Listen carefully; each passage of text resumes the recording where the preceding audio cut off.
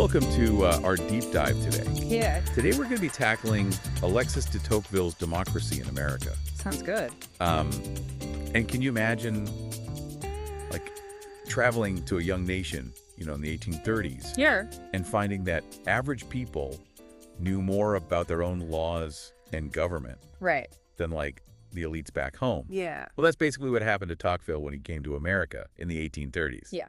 That's pretty much sums it up. But there's always a catch, right? Right. We're going to be looking at some excerpts from Democracy in America, and Okay. we're going to see, what he got right, what he might have missed the mark on, and what it all means for us today. Well, what's fascinating is that Tocqueville was really on to something with this whole observation about Americans' knowledge of their government. Okay. He saw how involved they were in their democracy, juries, local elections, all that hands-on experience. Yeah. And he realized that this practical understanding was a key strength of the American system. But then there's that whole thing about how Americans viewed Europe. Oh, yeah. It's almost like their knowledge had blinders on. Oh, yeah. Tocqueville called out their views on Europe as being pretty crude. Wow. He uses this great image of a cloud dimming their intelligence when they talked about Europe. Right. But then that same cloud would just vanish when they talked about America. Huh. It's like you can practically hear him rolling his eyes, as he's writing. So they knew their own system, but maybe weren't so great at seeing the bigger picture. Yeah, pretty much. Well, that makes his observations about juries even more interesting. Right. Tocqueville loved the American jury system, especially in civil cases. He did. He really did. Like, he was a huge fan. He argued that serving on a jury wasn't just about judging a case. It was like a civics lesson in action. He said it imbues citizens with the spirit of the legal profession. So more power to juries means less power for judges, right? Well, But Tocqueville says, hold on. it's not quite that simple. It's Okay. like making the people part of the legal system actually strengthens it. So how does that work? Because juries get people thinking like lawmakers. Okay. They have to weigh evidence and apply the law to real-life situations. Right. And for Tocqueville, this was crucial, especially because he was worried about the potential for what he called the tyranny of the majority. Okay, let's unpack that tyranny of the majority thing, because it Uh-huh. sounds a little intense. It is. Tocqueville was concerned that even in a democracy, the majority could end up suppressing individual thought and dissenting opinions. And how would that happen? It wouldn't necessarily be through force, but more like a subtle pressure to conform, go along to get along. Yeah. Juries, in his view, helped to counter that pressure by getting people to think critically and independently. So it's like juries are a way to protect against this tyranny by making people more active, more engaged citizens. That's exactly it. And this leads us to another area where Tocqueville had some concerns: education. Education. He loved that Americans wanted to learn, but he worried that the need to work would limit their intellectual development, particularly for the masses. Right, this is Yeah. before universal public education. It's So people needed education to improve their lives, but the daily grind made it hard to actually get that education. Sort of a real catch-22. So it sounds like he was concerned about more than just access to schooling. Yeah. He was also worried about the public's ability to actually govern effectively. Yeah, he saw a link between education and the ability of the public to make sound judgments on complicated issues. Okay. And he wasn't saying people were dumb. Right. He just argued that they might not always have the time or the knowledge to make the best decisions, even with good intentions. So even if they wanted to do the right thing, Exactly. they might not know how. Precisely. And he makes this comparison, and it's a little jarring, Yeah. between having a nation where everyone is well-informed and one where everyone is rich. Wow. He saw those as equally difficult things to achieve. So this is where Tocqueville's anxiety about the tyranny of the majority comes back into play. So what happens when the majority makes decisions that seem good on the surface, but might not be in everyone's best interest in the long run? That's the big question, isn't it? That's a little scary to think about. It can be. That makes his observations about the president even more interesting, because Tocqueville had some strong opinions about the dangers of having an elected executive, He did. especially as that role becomes more powerful. He was particularly cautious about the American presidency. Okay. He felt that the potential for an elected executive to become too powerful was especially high in the U.S. because of its unique circumstances. Wait, what's so unique about America? Well, Tocqueville thought it was kind of ironic that America had a president at all because, as he put it, no powerful executive authority is required. So he's basically saying that America didn't need a super strong president. That's essentially what he was saying. That's a bit of a head-scratcher. It is. It seems like he's saying, you have this powerful position, but you don't even need it. And that was his point. The more powerful the presidency becomes, the more tempting it is to ambitious people. Right. And those ambitions might not be good for democracy. So are we supposed to, like, get rid of the president? Well, Tocqueville didn't necessarily advocate for that. Okay. He was more about recognizing the inherent dangers of an elected executive and being vigilant about those dangers. Okay. It's about striking a balance. So it sounds like he was more concerned with the dangers of ambition, not just specifically with the presidency. Yes, it's one of those subtle things you pick up on in his writing. Right. Tocqueville seemed to worry about what happens when ambition goes unchecked. And that makes his concerns about the tyranny of the majority even more relevant. Exactly. So what did he think could be done to prevent this tyranny? Right? Because so far it sounds like we've got a potentially overpowerful president, Yeah. a public that might not be educated enough to make good decisions, Right. and this looming threat of the majority silencing everyone else. Well, don't despair just yet. Okay. Tocqueville wasn't all doom and gloom. Okay. He had some ideas about how to counter these dangers, and it all comes back to that idea of active citizenship. He was a huge fan of local government and civic associations. Okay. He saw them as vital buffers against the potential tyranny of the majority. So it's not just about voting in national elections. Right. It's about participating in your community, speaking up, working with others on local issues. Exactly. And Tocqueville made this kind of counterintuitive point Okay. that letting people run minor affairs is actually more important than letting them control important matters when it comes to building a spirit of civic engagement. That is counterintuitive, but Yeah. it makes you think about how we often take local involvement for granted. Yeah. It's like the foundation of a healthy democracy. And that strong foundation, Tocqueville believed, needed something else to truly thrive. Hold on, you're not going to say religion, are you? I am. Because that's not a topic you usually hear connected to democracy. No. But Tocqueville was adamant that religion was crucial for a well-functioning democracy, and not just for the super religious folks.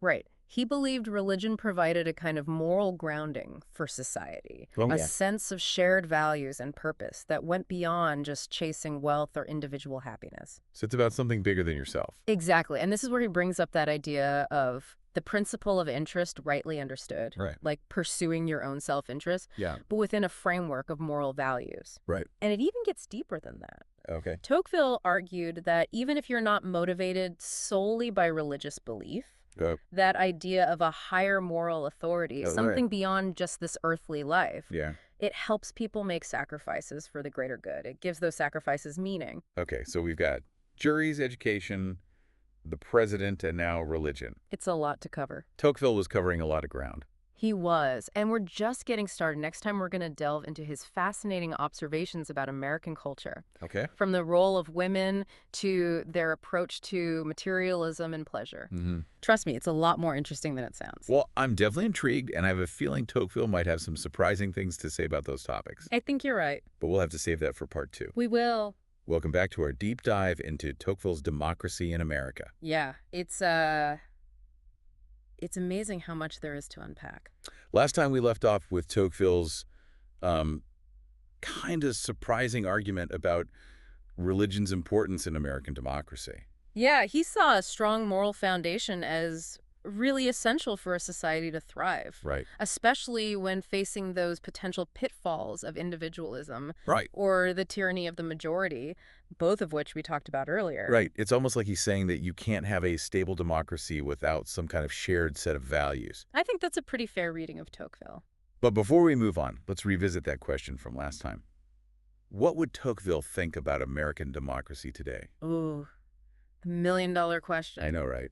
Well, on the one hand, Tocqueville would probably be thrilled with how active American civil society still is. Yeah. I mean, the sheer number of organizations and groups, Yeah. it's incredible. It's like that spirit of association he loved You're right. is alive and well, even in our digital age. Okay, so that's a point in our favor. Yeah. But I have a feeling it's not all sunshine and roses. Whoa. What about those warnings of his? The excessive individualism, the focus on material wealth. Right. I mean, doesn't that sound a bit like America today? Unfortunately, yeah, Tocqueville was a huge believer in reasoned debate and shared values. Yeah.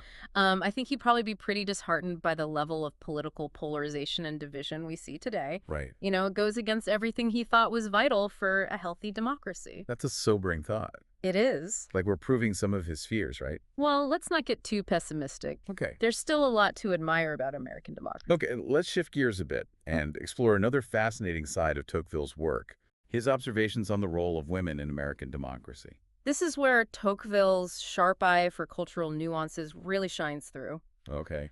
He was really struck by the freedom and independence of young American women, especially compared to the stricter social norms back in Europe. He was particularly impressed, even a little intimidated, by what he called their I remember this. singular address and happy boldness when navigating social interactions. Yeah, it's clear he saw American women as a force to be reckoned with. He did, and for him it wasn't just about legal rights or economics. Right. He realized that women's influence went far deeper, Yeah. shaping manners, morals, and the overall tone of public life. He even argued that morals are the work of women, Right. and that changes in their condition or opinions had great political importance. It makes you realize how forward-thinking he was for his time. Absolutely, and it connects back to his worries about democracy's potential pitfalls. Okay. He felt that a nation that didn't properly educate and empower its women was a nation at risk of losing its moral compass. So it's not just about individual rights. Right. It's about the collective good. Exactly.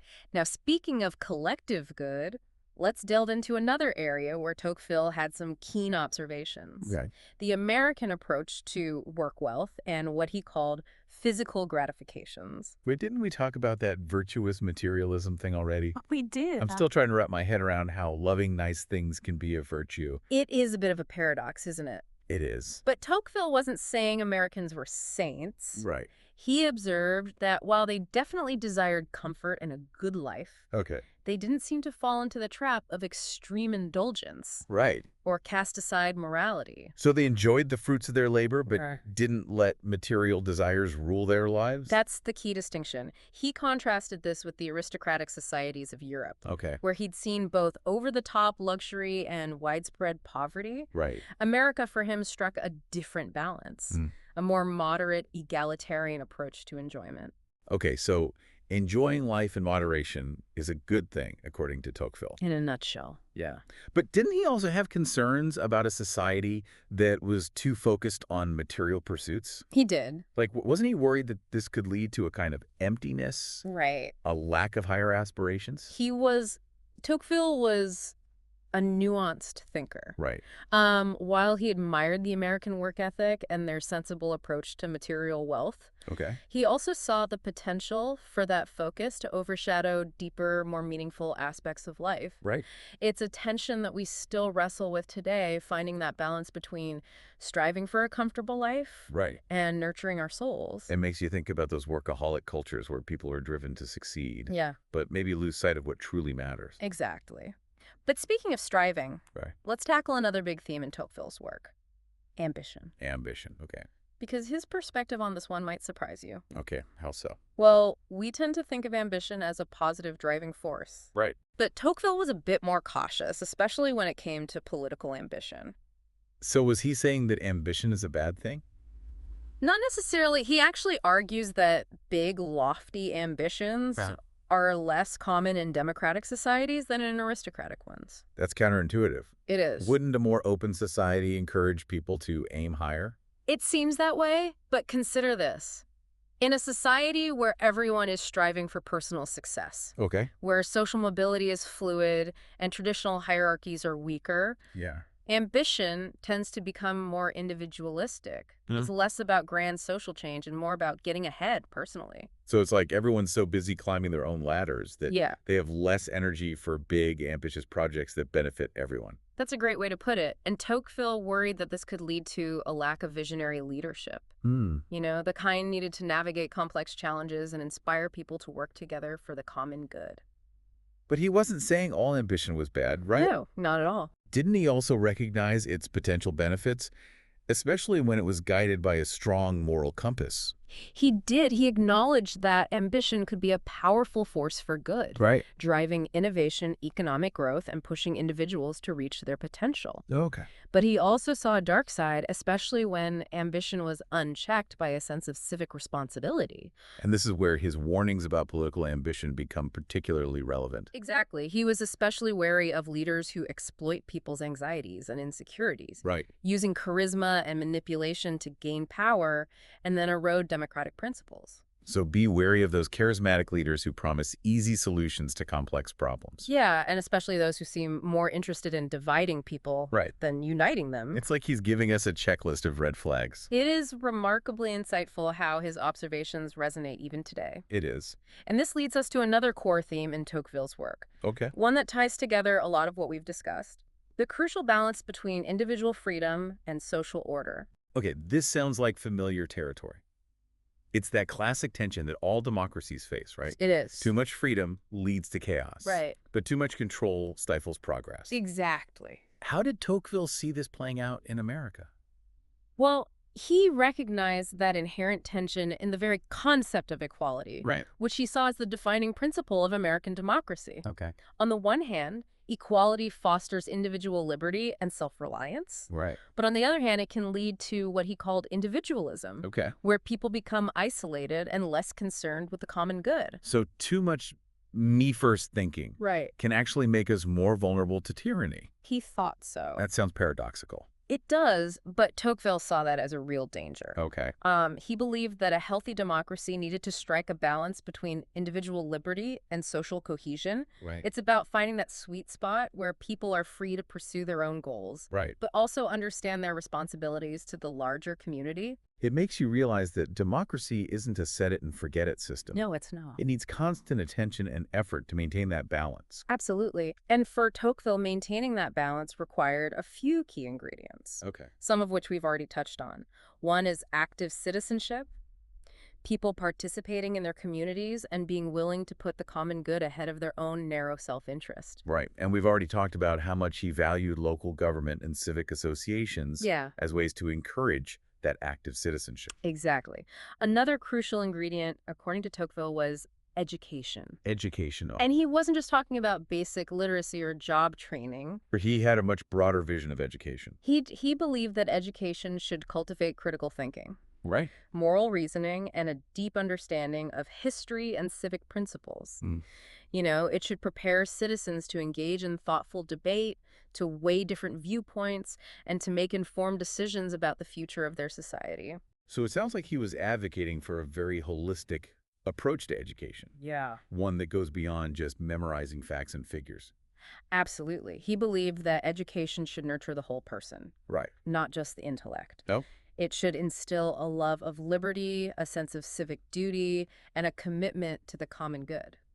so it's about forming good citizens, not just good workers. Exactly. And Tocqueville believed that this kind of education was essential for counteracting the potential negative effects of individualism. Right. So it's all connected. It's interesting how he saw all these different pieces fitting together: active citizenship, Right. education, a strong moral foundation. It's like a recipe for a healthy democracy. It is. And while he acknowledged the challenges, he remained optimistic about the future of democracy. Yeah, I think that's important to remember. He believed that it was the best form of government yet devised by humankind. Yeah. But he also knew that its success depended on the vigilance and active participation of its citizens. It's not a guarantee, it's an ongoing project. Exactly. And I think that's one of the most important takeaways from Tocqueville's work. I agree. Democracy is not a spectator sport.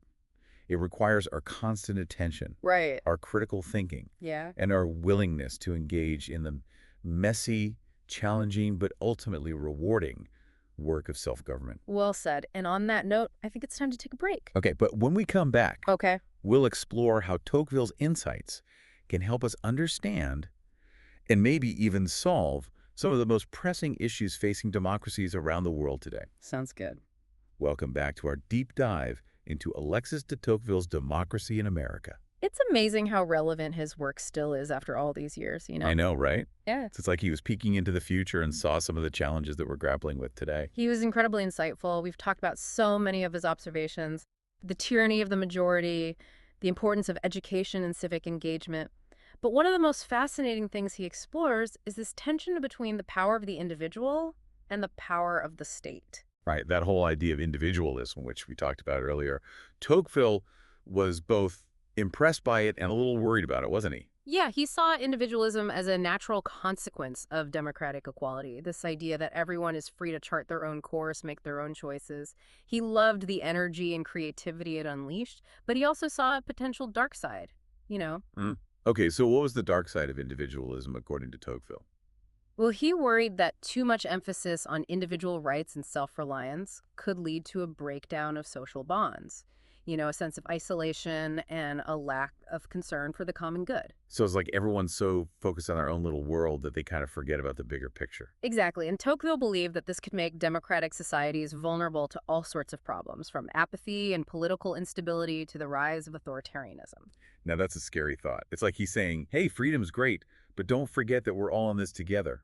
That's a great way to put it. He was a big believer in the idea that a healthy democracy requires a balance between individual liberty and a sense of civic duty, a willingness to put the needs of the community above one's own narrow self-interest. But here's where it gets really interesting, because Tocqueville also saw this link between individualism and the growing power of the state. Yes, this is one of his most prophetic insights. He argued that as people become more isolated and self-absorbed, they're actually more likely to turn to a strong, centralized authority for security and guidance. Wait, really? That seems kind of counterintuitive.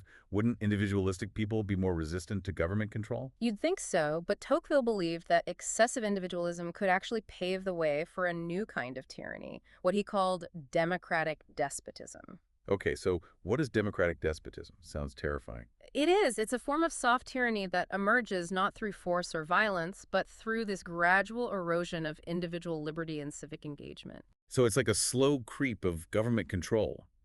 People willingly give up their freedoms in exchange for the illusion of security and stability. Exactly. And Tocqueville believed that this process could be so subtle, so incremental, that people might not even realize it's happening until it's too late. That's chilling. So what can we do to guard against this democratic despotism? Because it sounds like a very real threat, even today. Well, Tocqueville didn't offer any simple solutions. He believed it was a constant struggle, a balancing act. But he did highlight some key ingredients for a resilient democracy. Okay, like what? First and foremost, he emphasized the importance of a strong civic culture, a society where people are actively involved in their communities, where they feel a sense of shared purpose, and where they're willing to hold their leaders accountable. So it's not enough to just vote every few years. Right. It's about being engaged in the day-to-day life of your community, participating in local government, volunteering, speaking out on issues that matter to you. It's about being an active citizen, not just a passive observer. Exactly, and Tocqueville believed that this kind of active citizenship was best nurtured at the local level. He was a huge fan of what he called township democracy, where people have a direct say in the affairs of their communities. So it's about empowering people to make decisions that affect their own lives. That's a big part of it, but it's also about fostering a sense of responsibility and accountability. When people are directly involved in governing themselves, they're more likely to care about the outcomes. Okay, so active citizenship is key. Yeah. What else did Tocqueville think was important? Education, we've already touched on this, but he saw education as absolutely essential for a thriving democracy. And he wasn't just talking about basic literacy or job skills. Right, he had a much broader vision of education. He did. He believed that education should cultivate critical thinking, moral reasoning, and a deep understanding of history and civic principles. It should prepare citizens to engage in thoughtful debate, to weigh different viewpoints, and to make informed decisions about the future of their society. It sounds like he was advocating for a very holistic approach to education, one that goes beyond just memorizing facts and figures. Absolutely. He believed that education should nurture the whole person, not just the intellect. It should instill a love of liberty, a sense of civic duty, and a commitment to the common good. So it's about forming good citizens, not just good workers. Exactly. And Tocqueville believed that this kind of education was essential for counteracting the potential negative effects of individualism. It's interesting how he saw all these different pieces fitting together: active citizenship education, a strong moral foundation. It's like a recipe for a healthy democracy. It is, and while he acknowledged the challenges, he remained optimistic about the future of democracy. He believed that it was the best form of government yet devised by humankind.